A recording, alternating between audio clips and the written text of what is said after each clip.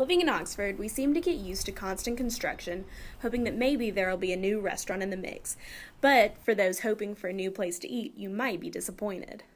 Building officer Randy Barber says that although the city is growing, it won't be in the restaurant business. This year we've had two commercial restaurants that applied, one being a major one would be the Buffalo Wild Wings west of town, compared to last year, which we had two at this time last year from January to April.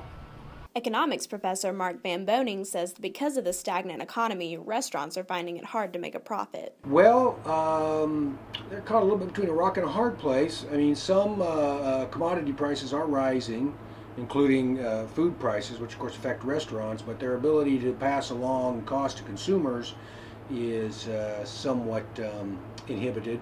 New restaurants, like the Pita Pit opening in Oxford, will need to be sure to stretch their dollar, much like their consumer. We have a growing business, at least not to a large degree, because consumers are still somewhat tight on their spending. Consumer spending has increased a little bit in recent months, but it's still pretty tight. So, if you're thinking about applying for a restaurant permit in Oxford, you might want to contact the economics department first, just to make sure it's a good idea. For Newswatch, this is Kylie Boutwell.